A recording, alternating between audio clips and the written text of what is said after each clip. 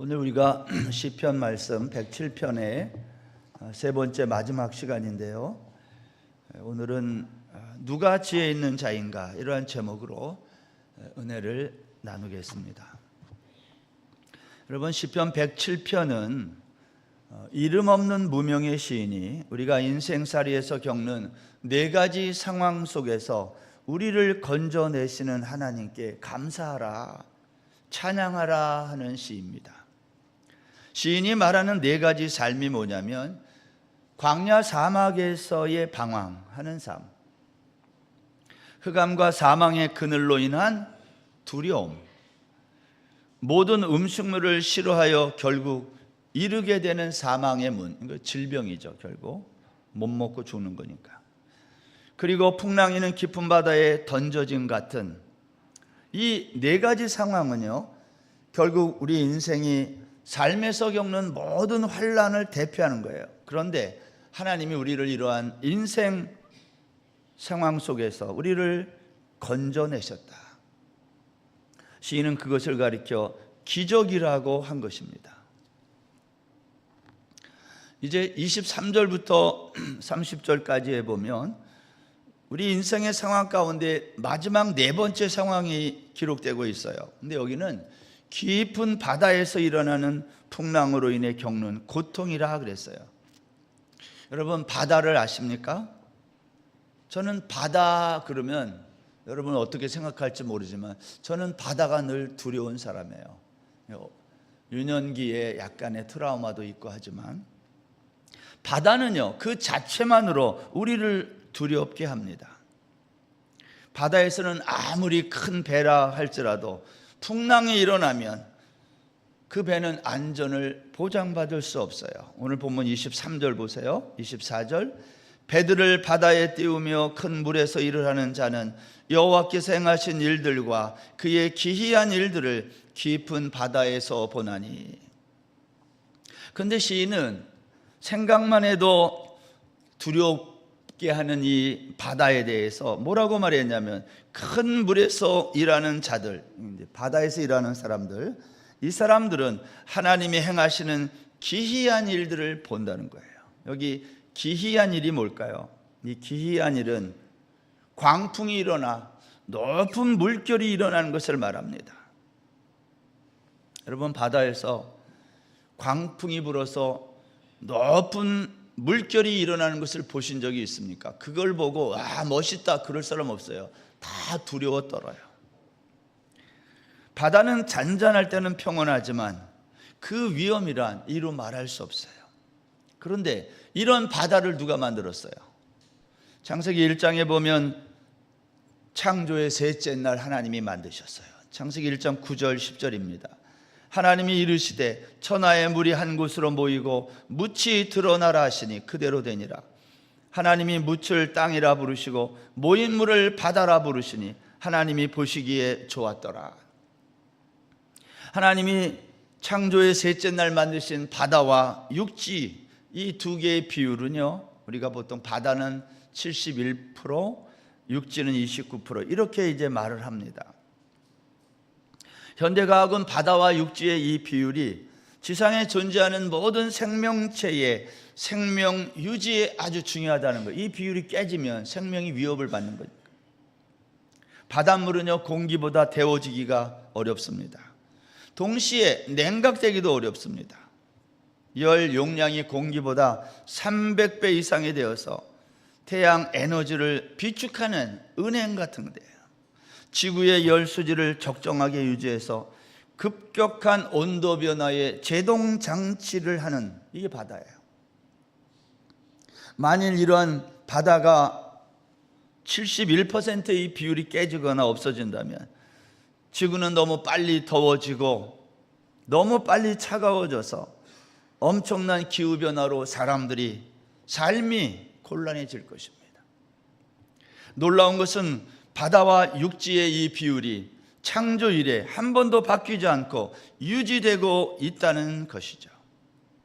여러분, 공기 중에도 질소와 산소의 비율이 8:2가 유지되어야 생명체가 살 수 있는 환경이 되는 겁니다. 같은 이치예요. 이걸 누가 만들었다고요? 하나님이 만들었다.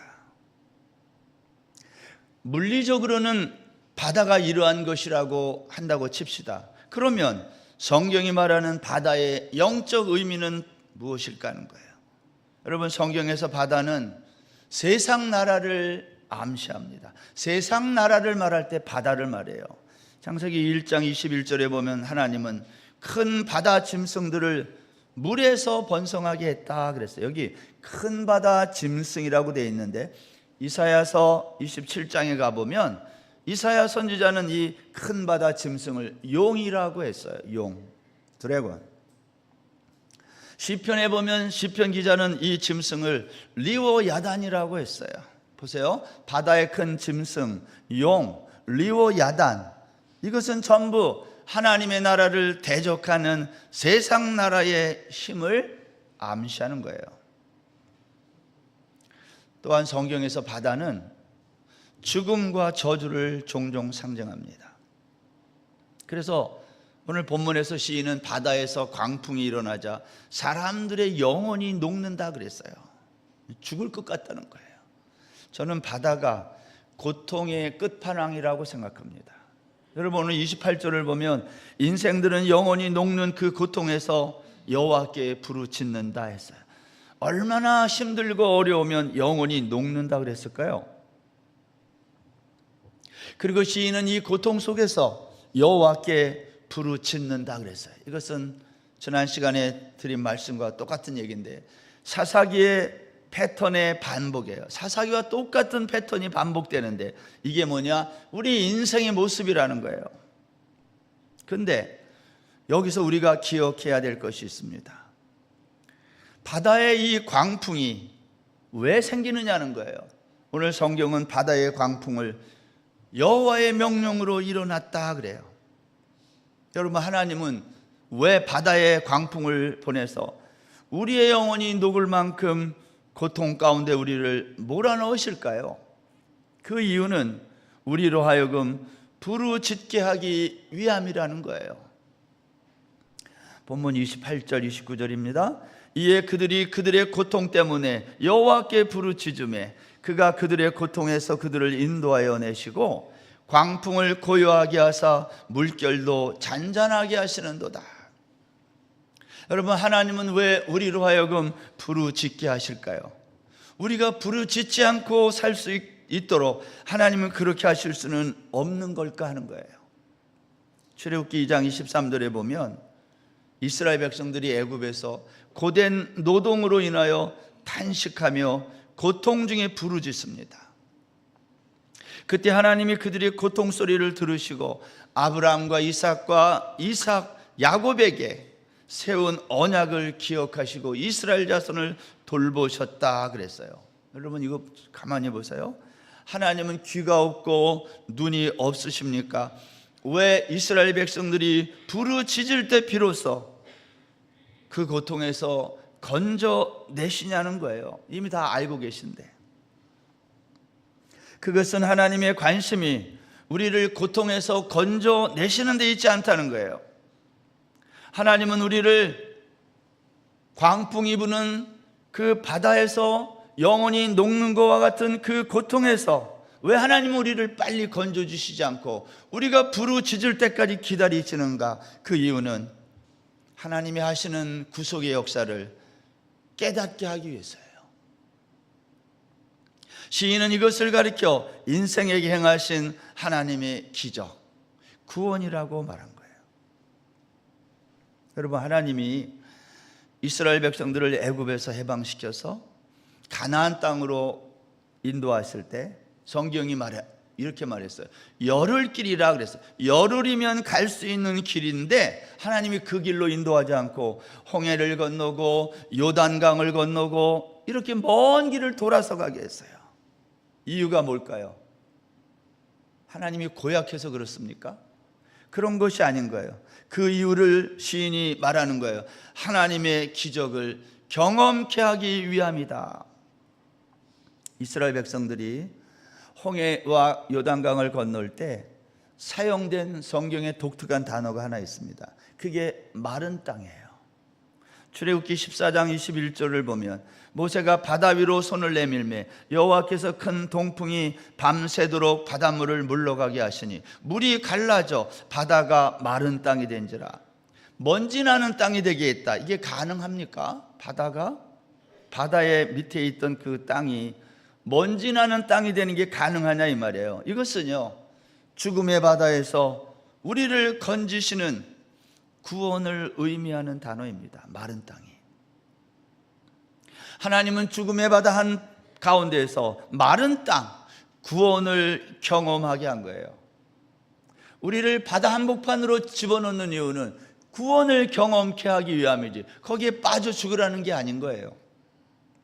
요단강을 건널 때도 마찬가지예요. 여호수아 3장 17절 여호와의 언약궤를 맨 제사장들은 요단 가운데 마른 땅에 굳게 섰고 그 모든 백성이 요단을 건너기를 마칠 때까지 모든 이스라엘은 그 마른 땅으로 건너갔더라. 시인은 이것이 하나님이 인생에게 행하신 기적이라는 거예요. 여러분, 기적이 뭐라고 그랬어요? 기적은 분리하다, 구별하다라는 뜻이 있다고 그랬어요. 그렇다면 여러분, 죽음과 저주를 의미하는 바다에서 마른 땅을 걸었다. 이거는 놀라운 기적이에요. 성경은 이것을 가리켜 구원이라고 말합니다. 홍해와 요단강 한 복판에서 마른 땅을 걸었던 사람들이 누구냐? 하나님의 기적을, 하나님의 구원을 경험한 자들이에요. 바로 저와 여러분. 요한계시록 21장에 보면 사도 요한이 바라본 새하늘과 새 땅, 하나님 나라에는요 바다가 보이지 않았어요. 요한계시록 21장 1절 보세요. 또 내가 내 새하늘과 새 땅을 보니 처음 하늘과 처음 땅이 없어졌고 바다도 다시 있지 않더라. 바다가 없다는 말은요, 죽음이 없다는 말입니다. 하나님 나라에는 죽음이 없어요. 그래서 바다가 필요하지 않다, 그런 말이에요. 하나님이 우리 인생에게 광풍이 일어나는 바다를 보게 하시는 것은 기적을 보게 하심 위함이지 그 바다에 빠뜨려 죽이려는 것이 아니다. 사랑하는 여러분, 인생의 바다에서 광풍을 만나셨습니까? 두려워하지 않기를 바랍니다. 하나님이 광풍을 보내시는 이유는 그곳에서 우리에게 기적을 경험케 하기 위함이에요. 인생은 광풍이 불어도 괜찮은 거예요. 왜냐? 그것은 나에게 기적을 경험하게 하기 위한 하나님이 보낸 것이니까. 30절 말씀입니다. 그들이 평온함으로 말미암아 기뻐하는 중에 여호와께서 그들이 바라는 항구로 인도하시는도다. 이것은 바다를 다니는 배는 목적지가 있다는 말 아닙니까? 시인은 항해하는 배의 목적지가 어디라고 그랬어요? 그들이 바라는 항구. 그들이 바라는 항구가 어디겠어요? 그것은 하나님의 나라, 천국이에요. 우리 모든 인생은 이 세상이라는 항구를 떠나 천국을 향하는 배에 탄 사람들과 같아요. 그런데 천국을 향하는 배에 탄 우리 모두가 그 배에서 광풍을 경험하고 높은 물결을 만나는 겁니다. 그래서 취한 자 같이 비틀거릴 때도 있고요, 인생을 살다 보면 바로 걸을 수 없을 때가 있다는 거예요. 우리의 지각이 혼돈에 빠질 때도 있다는 거예요. 분별력을 잃을 때가 있어요. 여러분, 살다 보면 판단을 잘 못할 때가 있어요. 지각이 혼돈이 일어나는 거예요. 시인은 이것을 가리켜 영혼이 녹는다 그랬어요. 죽을 것만 같은 그러한 인생을 만날 때가 있다. 근데 하나님이 왜 우리를 이렇게 하시냐는 거죠. 우리는 그때 할 일이 있다는 거예요. 시인이 그게 뭡니까? 여호와께 부르짖는다는 거예요. 우리는 그러한 상황이 올 때에 여호와께 부르짖게 된다. 그래야 기적을 경험하는 거예요. 분리된 땅, 구별된 땅, 마른 땅, 하나님의 구원을 보게 되는 겁니다. 시인은 우리를 평온의 항구, 기쁨의 항구로 인도하신 여호와의 인자하심과 인생에게 행하신 기적을 찬송하라고 노래하는 시가 107편이에요. 사랑하는 여러분, 시인은요 마지막에서 우리 인생을 광야 사막에서 흑암과 사망에서 모든 음식물을 싫어해서 결국 사망의 문 앞에서, 그리고 광풍이 부는 바다에서 건지신 하나님이 그러면 누구냐는 거예요. 107편은 그 하나님이 누구신지 결론을 내리고 있어요. 여러분, 하나님이 어떤 분이실까요? 시인은 하나님이 이 세상을 다스리는 두 가지 서로 반대되는 섭리를 설명해요. 저는 이것을 역전하시는 하나님이라고 말씀하고 싶어요. 하나님은 우리의 인생을 역전시킨다는 거예요. 33절 보세요. 오늘은 얘네들이 시끄럽게 떠드네. 33절 말씀 보세요. 여호와께서는 강이 변하여 광야가 되게 하시며 샘이 변하여 마른 땅이 되게 하시며, 여러분, 강이 변해서 광야가 되고 샘이 변해서 마른 땅이 되게 하시는 이 하나님을 우리는 믿습니까? 아니면 광야가 변하여 못이 되고 마른 땅이 변하여 샘물이 되게 하시는 하나님을 믿으십니까? 이사야 선지자는 이렇게 말했어요. 이사야 43장 19절 20절. 보라, 내가 새 일을 행하리니 이제 나타낼 것이라. 너희가 그것을 알지 못하겠느냐? 반드시 내가 광야의 길을 사막에 강을 내리니 장차 들짐승 곧 승냥이와 타조도 나를 존경할 것은 내가 광야의 물을 사막의 강들을 내어 내 백성 내가 택한 자에게 마시게 할 것임이라. 이 이사야 43장은 어떤 얘기냐면요, 이스라엘 백성들에게 있어서 잊을 수 없는 최대의 사건이 뭐냐? 그게 출애굽 사건이라는 거예요. 여러분, 출애굽 사건에서 홍해 바닷물을 갈라서 길을 만들어 건넜던 사건을 우리가 기억합니다. 이스라엘 백성들에게는 잊을 수 없는 최대의 사건이에요. 그런데 이사야가 그것을 염두에 두고 이 말을 한 거예요. 그런데 이제는 홍해 사건과 정반대의 사건을 만들겠다는 거예요. 그것은 물 없는 광야에 강을 만들겠다는 거예요. 강 한복판에 길을 만든 게 출애굽 사건이라면 그것을 역전시킨 사건, 광야에 강을 만드는 일을 하시겠다는 거예요. 여러분, 이것은 상상할 수 없는 일이에요. 그 일이 뭐겠어요? 이사야 43장 19절 20절에서 말한 이 일이 무엇을 예고하는 걸까요? 이것은 앞으로 수백 년 뒤에 일어날 바벨론의 포로로 잡혀간 이스라엘 백성들을 구원하는 일을 가르치는 말이에요. 여러분, 이스라엘 백성들이 바벨론에서 구원받아 포로에서 해방되려면 먼저 어떤 일이 일어나야 돼요? 바벨론이 망해야 돼요. 이스라엘을 포로로 잡아간 바벨론 제국이 망하고, 하나님은 그 누구도 상상하지 못했던 그 바벨론을 망하게 한 다음 페르시아라고 하는 나라를 일으키신 거예요. 오늘 이사야가 그걸 예언한 거거든요. 앞으로 수백 년 뒤에 바벨론이 망할 거라는 거예요. 아직 이스라엘이 망하지 않았을 때 이 얘기하는 거예요. 아직 바벨론이 일어나지도 않았을 때에 이제 바벨론이 너희들을 포로로 잡아가지만 그 나라가 망하고 새로운 나라가 일어나 너희들을 포로에서 해방시킬 거야. 여러분, 생각해 보세요. 앞으로 10년 뒤에 어떤 일이 일어날지 여기 아는 분이 있습니까? AI가 그거 맞힐까요? 우리는 1년 앞의 일도 모르고 당장 내일 어떠한 일이 일어날지 알 수 없는 연약한 인생들이에요. 근데 역사의 미래를 아시는 분은 오직 하나님 한 분이에요. 지금부터 100년 전 우리나라가 구한말 시대를 살고 있을 때 그때 당시에 사람들이 앞으로 100년 뒤에 우리나라가 오늘날과 같이 이러한 나라가 될 거라고 알았던 사람이 있었냐 이 말이에요.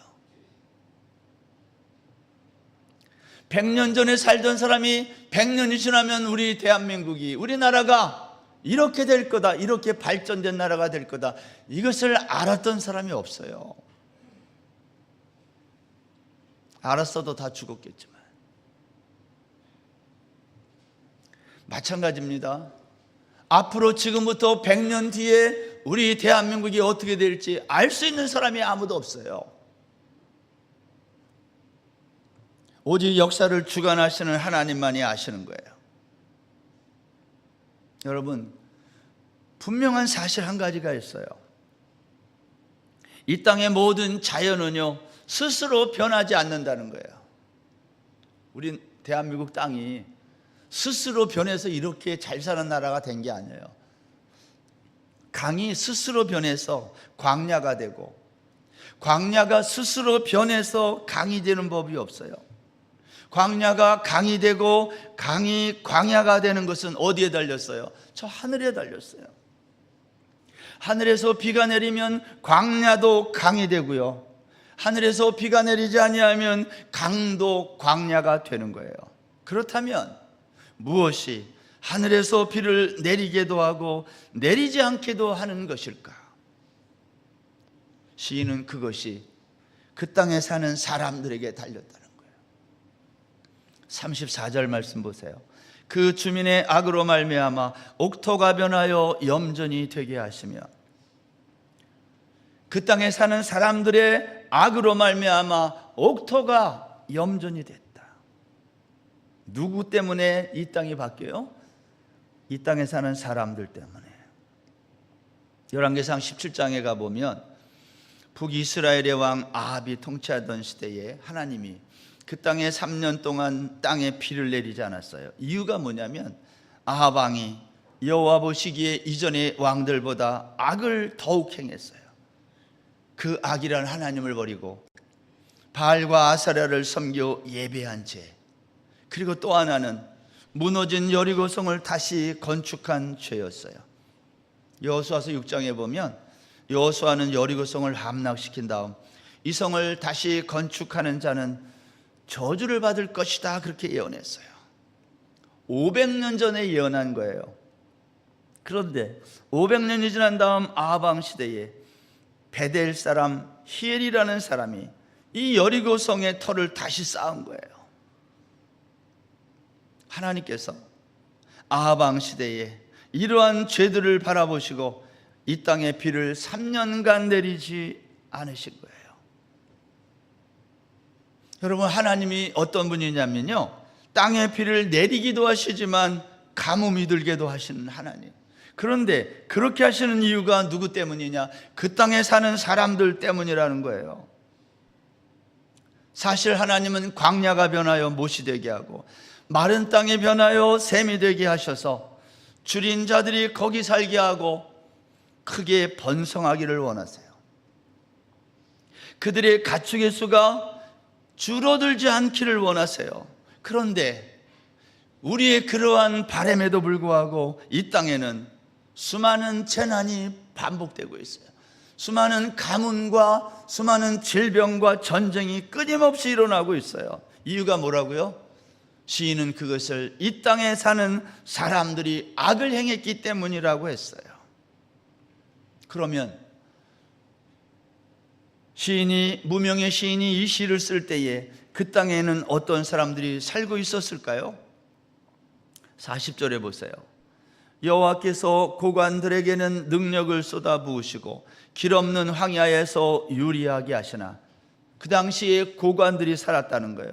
고관이라는 말은요, 그 사회에서 높은 지위에 있는 사람들을 말하는데 하나님이 그들에게 능력을 쏟아 부었다.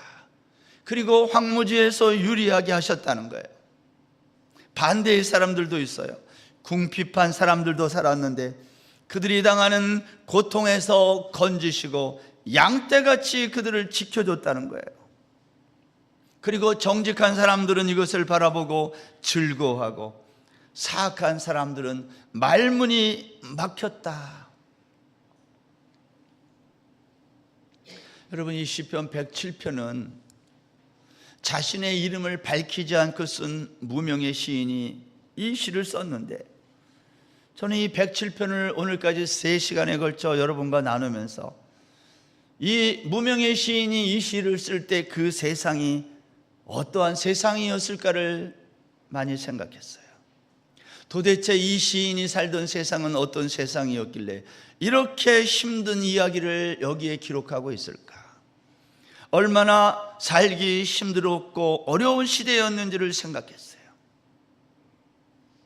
여러분, 지금 이 순간에도 거처할 집이 없어서 거리에서 노숙하고 방황하는 사람들이 많습니다. 지금 이 순간에도 죽음의 문 앞에서 임종을 기다리는 사람들이 많아요. 지금도 중환자실에서 온갖 의학적인 도움을 받아 생명을 이어가는 사람이 얼마나 많은지 알 수 없어요.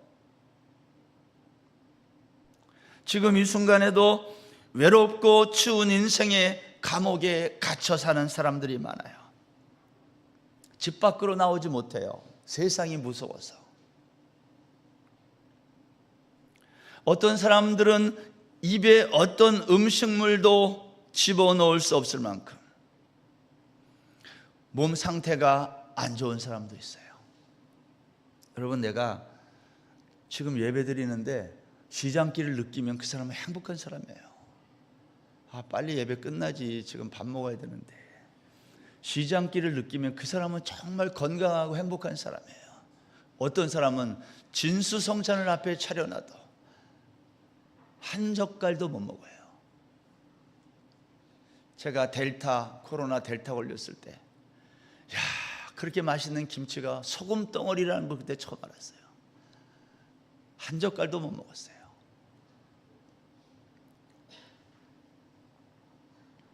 여러분,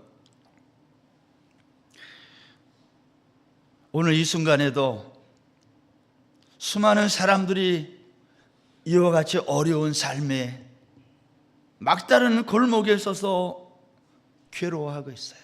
근데 여러분, 시인은 107편의 제일 첫 마디 1절에서 여호와께 감사하라는 거예요. 왜?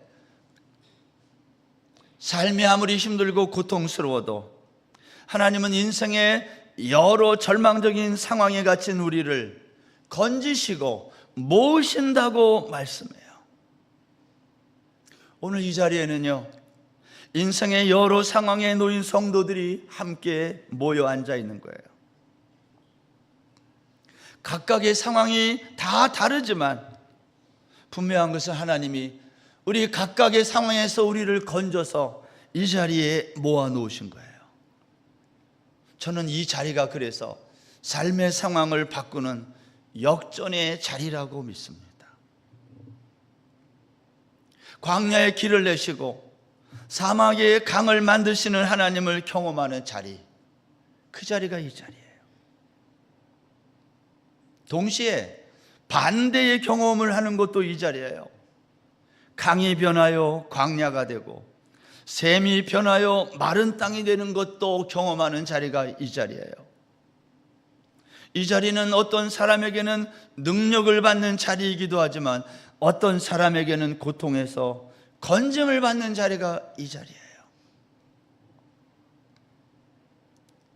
시인은 이렇게 시를 적어 내려가다가 43절 마지막에서 이렇게 결론을 맺어요. 43절입니다. 지혜 있는 자들은 이러한 일들을 지켜보고 여호와의 인자하심을 깨달으리로다. 여기 이러한 일들이란 인생의 모든 상황, 인생의 모든 상황이란 좋은 상황과 안 좋은 상황 전부를 말해요. 그런데 지혜 있는 자는 누구냐? 이 모든 상황들을 지켜보고 깨닫는 사람이라는 거예요. 무엇을 깨닫습니까? 여호와의 인자하심을 깨닫는 거예요. 여러분, 여호와의 인자하심이 무엇입니까? 여호와의 인자하심이란 하나님의 포기하지 않는 사랑, 하나님의 실패하지 않고 변치 않는 우리를 향한 영원한 사랑, 그걸 인자라 그래요. 우리는 이 땅에서 평생 누군가로부터 변치 않는 사랑을 받고 살기가 쉽지 않아요. 우리 부모님이 우리를 가장 오랫동안 사랑하는 분임에 틀림이 없지만, 그래도 우리 부모님들도 가끔, 여러분도 다 부모 되셨으니까 알지만, 자녀를 늘 사랑할 수 없을 때가 있어요. 여기 부부끼리 오신 분도 계시겠지만, 부부가 서로를 사랑하지만 한결같을 수 없어요. 우리는 늘 서로의 사랑을 확인하며 살지 아니하면 못 살아요. 이 인간이 나를 정말로 사랑하나 안 사랑하나, 그걸 수시로 확인해야 되는 거예요. 여보, 오늘 무슨 날인지 알아? 너무하네 정말. 오늘 무슨 날이야? 말해봐. 그렇게 물어보면 뭐라고 대답해야 돼요? 말을 잘해야 돼요. 그때는. 그죠? 오늘이 무슨 날인가? 삶이 바쁘면 가끔 사랑하는 사람의 기념일을 잊을 수 있어요. 근데 상대방은 늘 나에게 그 사랑을 확인하고 싶은 거예요. 엄마 정말 나를 사랑하는 거 맞아? 사춘기의 자녀들이 부모에게 그렇게 물어볼 수 있어요. 우리는 사랑을 확인하는데 그 사랑이 확인되지 아니하면 그날 밤 잠을 못 자요. 나를 사랑하지 않는 이 사람과 내가 이렇게 사는 게 맞는가? 사랑하는 연인 사이에 실시간으로 수시로 사랑을 확인해요. 피곤한 일이에요. 그런데 이거 안 하면 살 수 없어요. 여러분, 우리가 안 좋은 상황에 처하면 더욱 그렇습니다.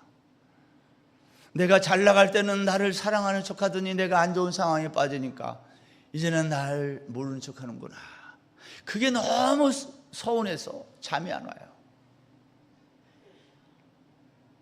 그런데 하나님은 어떤 분이시냐? 하나님의 인자하심이란 우리를 포기하지 않는 사랑입니다. 하나님의 사랑은 이런 거예요. 강이 변하여 광야가 되게 하시는 사랑. 그런데 우리가 여기에서 한 가지 잘 생각해야 될 것이 있는데, 때로는 광야가 변해서 강이 되기도 하시지만 때로는 그 반대의 일도 일어난다는 거예요. 내가 하고 있는 가축의 숫자가 늘어나고 번성하게도 하지만 때로는 그 가축의 숫자가 줄어들게도 하신다는 거예요. 내가 하는 일이 잘 되기도 하지만 때로는 안 되기도 한다는 거예요. 우리는 늘 잘 되기를 원하지만 역전이란 두 가지 상황을 다 포함해요. 왜 하나님은 그렇게 하실까요? 오늘 시인이 그것을 깨달은 거예요. 하나님은 모든 상황에서, 안 좋은 상황, 좋은 상황, 그 모든 상황에서 하나님의 구원을 깨닫게 하기 위함이라는 거예요.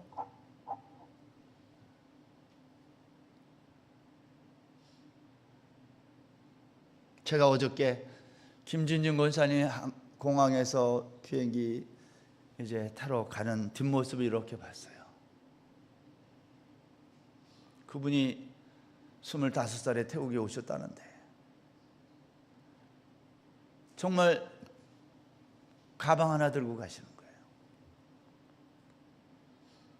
제가 속으로 그렇게 기도했어요. 하나님, 사람의 눈에 볼 때는 참 달랑 가방 하나 들고 가는 것처럼 보이지만 하나님이 이 땅에 살면서 우리 권사님이 하나님의 기적을 경험하고 하나님의 구원을 깨닫고 돌아가게 하신 것 감사합니다. 하나님은 우리의 인생을 역전시키는 분이심을 꼭 기억하십시오. 좋았다가 안 좋았다가 좋아지게 하고, 이 전부는 하나님이 우리에게 광야의 기적을 경험케 하시는 거예요. 여기 인생을 오래 사신 분들은 이 말이 무슨 말인지 다 아실 거예요. 인생이 늘 양탄자가 깔리지 않아요.